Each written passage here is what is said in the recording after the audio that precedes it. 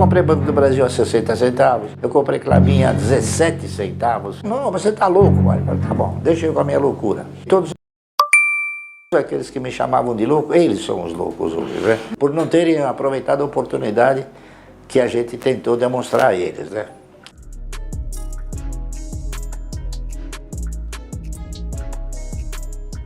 Agora, eu vou dizer uma coisa até a todos vocês.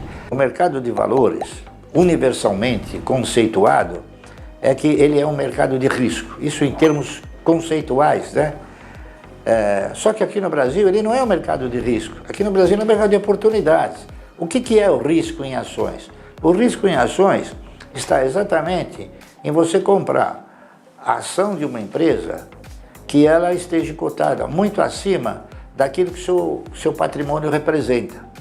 Por exemplo, todos nós temos bens, direitos, valores e obrigações. A empresa também tem, só que como ela é uma empresa constituída, ela tem o quê? Ela tem uma quantidade de ações. E esse patrimônio líquido, então, dividido pela quantidade de ações, forma um valor patrimonial. O valor patrimonial, ele é um elemento que serve para você estabelecer a relação de risco. Por exemplo, uma relação de risco. Se você comprar a ação de uma empresa que o valor patrimonial dela é 1 e você pagar 10, você está assumindo um risco 9 vezes superior àquilo que ela vale. Se você comprar uma ação cujo patrimônio dela é R$1 e você pagar 50 centavos, aí não é risco. Você não tem risco, é uma oportunidade, entendeu? Então aqui no Brasil nós temos isso, de monte. Eu vou até citar uma que dificilmente ninguém conhece, o Banco do Brasil. Eu comprei Banco do Brasil a 60 centavos, eu comprei Klabin a 17 centavos, entendeu? Coisa que a turma achava que não, você tá louco, Mário. Eu falei, tá bom, deixa eu com a minha loucura. E todos aqueles que me chamavam de louco, eles são os loucos hoje, né? Por não terem aproveitado a oportunidade que a gente tentou demonstrar a eles, né? Houve um cidadão chamado Ford, não me lembro se foi Henry Ford, um dia questionado num discurso, teve um cidadão que chegou para ele e falou, o senhor tem que distribuir a sua riqueza. Ele falou, você acha isso? Acho. Chamou o contador e falou, me diga uma coisa, vê qual é a minha fortuna. Somou, qual é a população do mundo? Tanto. Quanto dá para cada $1? Chegou para o camarada e falou, tal, a tua parte, $1. Distribuiu a riqueza. Eu diria o seguinte, eu diria que a gente tem que tentar ajudar os mais pobres, entendeu? A tirar os mais pobres da indigência que eles foram colocados, né? Lamentavelmente, essa condução, a responsabilidade dessa situação, sincero e honestamente, não são dos mais ricos, são dos políticos, não é isso? Eu acho que os políticos deveriam encontrar caminhos para tirarem esse pessoal da miséria. Eu acho que não tem que se fazer nada com os mais ricos, pelo contrário, eu acho que em relação aos mais ricos, que são as pessoas que correm riscos, os pobres não correm riscos, porque a maioria empresta o dinheiro para o governo, e talvez esse seja um dos fatos pelo qual eles são pobres, né? Porque eles emprestam para o governo e o governo não dá nada para eles. Se eles fossem assim pessoas que assumissem risco, por exemplo, que comprassem ações, que investissem na geração de riqueza, talvez eles não fossem tão pobres como são. A gente pega, por exemplo, países desenvolvidos como os Estados Unidos. Os Estados Unidos não tem caderneta de poupança, não tem renda fixa. Os Estados Unidos o pessoal tem que fazer o quê? Ele tem que investir na geração de riqueza. Lamentavelmente, os banqueiros não querem, os banqueiros, a bolsa, e o próprio governo não quer que o cidadão tenha uma cultura de investimento. Ele quer que o cidadão seja uma pessoa exatamente que não tem cultura na questão de investir os seus recursos. Por quê? Porque ele vai ter o quê? Ele vai ter sempre um caráter populista no sentido de tirar partido desses que sabem menos, né? Então, a responsabilidade, eu diria, de nós termos muitos pobres, não são dos ricos. Essa responsabilidade pertence ao governo. E o governo é que cria os mais pobres, né? Porque na hora que vai se reajustar o salário mínimo, é 3%, 4%. Na hora que se reajusta o salário dos deputados, é 45%, 50%. Na hora que se reajusta o salário do Superior Tribunal Federal e de todos os elementos do Poder Judiciário, também é 40%, 50%. Então, essa disparidade de renda que nós temos aqui no país é exatamente criada pelo governo, tá certo? Então eu vejo assim como uma cegueira tributária a forma de querer tributar a riqueza, né? Porque é difícil você caracterizar a riqueza. Alguém já tentou fazer isso aí. O Collor já tentou tributar os empresários, mas quando ele chegou e viu que ele estatizaria todas as empresas, ele voltou atrás, tá entendendo? Agora, é lógico, automaticamente aqui, quem ganha mais, paga mais. Isso não há dúvida nenhuma, isso já acontece. É que eles querem o seguinte, eles querem que quem ganha mais, pague muito mais, tá entendendo? Do que aquilo que ele também teria direito. Porque o governo precisa e pode tentar requerer um tributo maior, mas o governo tem que fazer alguma coisa para devolver esse tributo sob a forma de vantagens para o elemento. Aqui o governo não faz nada, o governo ele só pega o tributo e o tributo serve o quê? Serve exatamente para cobrir problemas financeiros, cobrir salário de funcionário público e daí para frente. Então, o governo não investe, o governo precisa investir, tá entendendo? Como em outros países, nós tivemos em 2008, quando houve a crise do subprime, o governo americano foi lá e investiu, ele investiu na General Motors, ele investiu nos bancos, para que os bancos pudessem retornar à sua atividade natural. Aqui, o governo não investe. E é uma situação que cada vez mais empobrece o país. Nós hoje não temos mais pobres, nós temos indigentes, né? Eu vejo aqui, eu não percorro o Brasil inteiro, mas eu vejo aqui pela Praça da Sé, a Praça da Sé virou a Vila da Sé, quer dizer, virou uma vila de indigentes, tá entendendo? Tem aí mais de 300 barraquinhas, coisa que eu nunca imaginava que um dia isso fosse acontecer. Então, eu não sei se tributar os mais ricos é o caminho ideal. Eu acho que há que haver uma tributação justa, fazendo o quê? Fazendo que direcione também os mais pobres, né, a assumirem riscos para que eles possam um dia se transformarem em mais ricos. Essa que é a verdade. Essa é a minha opinião. O problema é muito fácil de se interpretar. O problema é esse que na minha opinião, eu falei. Nós precisamos criar uma mentalidade de investimento na geração de riqueza. Perfeito. Tá certo? Não em agiotas. O que o governo conseguiu criar foi um bando de agiotas que só querem saber o quê? Só querem saber de ter um jurinho e não querem assumir risco. Mal sabem eles que emprestando para o governo também eles têm um grande risco. Veja o Plano Collor, né? O Plano Collor mostrou isso, que não se deve acreditar no governo. Por quê? Porque quem tinha dinheiro na poupança, quem tinha dinheiro em várias aplicações, acabou tendo os seus valores encurralados, é isso. O meu início foi em aplicar em títulos de renda fixa, porque naquela ocasião eu era um agiota. Hoje eu já não sou mais um agiota, eu sou um ser humano que aplica na geração de riqueza. Agora, lamentavelmente o país, ele deve ter não sei quantos, mas 80% de agiotas e no máximo 10% quem aplica na geração de riqueza. É por isso que os Estados Unidos é o que é e nós somos o que somos. Porque lá eles investem na geração de riqueza. Está correto? As pessoas às vezes têm uma impressão de que o que era verdade há 50 anos atrás vai continuar sendo verdade hoje. Não é. Não é. A única coisa que era a mesma coisa é o tijolo. Há 50 anos atrás o tijolo é um tijolo e hoje ele é um tijolo, tá entendendo? Né? A economia não é. Porque a economia mudou, tudo mudou. Você veja, o emprego mudou. Por que o emprego mudou? O emprego mudou porque a maioria das empresas hoje buscam o quê? Buscam competitividade para os seus produtos, né? Então aqui no Brasil nós temos uma legislação trabalhista que penaliza o empresário. Ela não beneficia o empregado, ela penaliza o empresário. Então o que o empresário fez? Se a legislação trabalhista me penaliza, eu vou pôr um robô. Aí o robô não me penaliza, entendeu?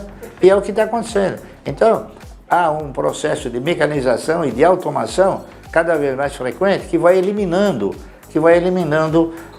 o emprego aqui no Brasil. E por outro lado, existem aqueles que querem tributar. Tem um aí que eu li um pouco tempo atrás, que quer tributar o sol, tá entendendo? Eu achei isso daí uma coisa ridícula, mas enfim, é um terrorista tributário ele, né? Tá entendendo? Não adianta tributar mais e não direcionar o direito, o dinheiro, o recurso que você arrecada para o benefício da coletividade, para você investir em mais geração de renda e geração de emprego, tá entendendo? Aqui, o aumento do tributo é para pagar funcionário público, para pagar juiz de direito, para pagar Superior Tribunal Federal, para pagar deputado, para pagar, né? E para pagar agora que é o mais novo elemento, né, captador dos nossos recursos, é o fundo partidário, né? Que ele começou com 200 milhões e já está com 7 bilhões. Então, esse é o que mais cresce no país. Eu comecei a comprar ações, eu não me lembro exatamente qual foi a primeira ação que eu comprei, porque não sei se isso daí tem muita importância. Mas, naquela época, a gente comprava ações da Aços Vilares, Indústrias Vilares, da Belgo Mineira, da Vale do Rio Doce, da Petrobras, que custava centavos, né? As ações da Petrobras valiam centavos. Tinha o Banco do Brasil, tinha o Banco do Nordeste, já não tinha tantos bancos como tem hoje, os bancos foram sucessivamente abrindo seus capitais, tinha ações da Maná, tinha um monte de ações, um monte não era que nem tem hoje, tinha ações da Brahma, ações da Antártica, né? Então, eu andei comprando, uma das primeiras ações que eu comprei era da Antártica. Depois eu andei comprando ações da Belgo Mineira, tinha ações da Mannesmann, tá entendendo? Tem uma série de ações, CBUM, tinha ações da editora de guias LTB, construtora Adolfo Lindenberg, tinha muitas ações, de construtora tá certo, do Petróleo Ipiranga, e assim por exemplo. Aí o que mais me incentivou e me estimulou a projetar um trabalho sobre ações foi o estudo que eu fiz em relação a elas, né? O primeiro movimento que veio à minha mente foi o seguinte, que eu pretendia ter uma renda mensal, porque eu imaginava que a Previdência jamais poderia me dar uma renda mensal como eu gostaria de ter. Então, o que eu fiz? Eu fui correr atrás de um trabalho e eu executei esse trabalho procurando colocar em termos graduais e prioritários, né, quais as empresas que pagavam e distribuíam mais dividendos. Eu cheguei numa conclusão interessante. A ação da época que distribuía um melhor dividendo era uma ação que tinha controle estrangeiro. Se chamava Anderson Clayton. Era uma ação do setor de alimentos. E ela custava 45, 50 centavos e pagava um dividendo de R$1 por ano. Então, quer dizer, na verdade, você ganhava 20% sobre aquilo que você aplicou. Então, eu fiz um trabalho sobre a Anderson Clayton, procurando mostrar quem comprar ações da Anderson Clayton durante 30 anos, onde ele pode chegar. Eu fiz esse trabalho, e esse trabalho eu denominei, o nome dele era Ação e Alimento, duas bases de desenvolvimento. Mas aí eu peguei e levei esse trabalho para um dos diretores da Anderson Clayton, né, para ele ver se tinha fidelidade, se realmente. Ele falou: "Seu Márcio, eu adorei o seu trabalho, eu nunca vi uma coisa assim. Só que tem uma coisa, o seu trabalho, não que o senhor saiba, mas ele não vai prosperar." Eu falei: "Mas por que não?" Aí ele me confessou uma coisa, Dr. Guilherme de Jesus Falavina. Ele falou: "Seu Márcio, o senhor sabe quem é o dono da Anderson Clayton?" Eu falei: "Não." Ele falou: "O dono da Anderson Clayton são duas velhinhas de 80 anos que elas herdaram essa estrutura acionária. E, sinceramente, eu não saberia dizer para o senhor se elas vão resistir 30 anos. Então, eu acho que elas vão acabar vendendo no decorrer do tempo." Dito e feito. Então ele falou: "Então, o seu trabalho está ótimo, mas eu acho que ele não vai ter uma conclusão." Então, o que eu fiz? Eu fiz um trabalho observando a empresa imediatamente inferior, né, que seria a segunda colocada na questão de receber dividendos, etc., né? E a segunda colocada era uma ação da Centrais Elétricas de São Paulo, CESP. Na época ela chamava Centrais Elétricas de São Paulo, porque ela cuidava só da matriz energética hídrica. Tá? Tudo bem, então eu fiz o trabalho, ações garantem o futuro, geralmente em cima das ações da CESP. Fiz o trabalho e comecei a comprar as ações da CESP. Aí eu fui dando prioridade para as ações da CESP, né? Até que um belo dia as ações da CESP custavam 45, 50 centavos. E eu fui comprando, era um grande investimento. Eu gastava 450, 500 reais por mês, né? E comprava 1000 ações. Então fui comprando 1000 ações. Até que chegou um momento em que o resultado das ações já eu não me obrigava a aportar mais dinheiro.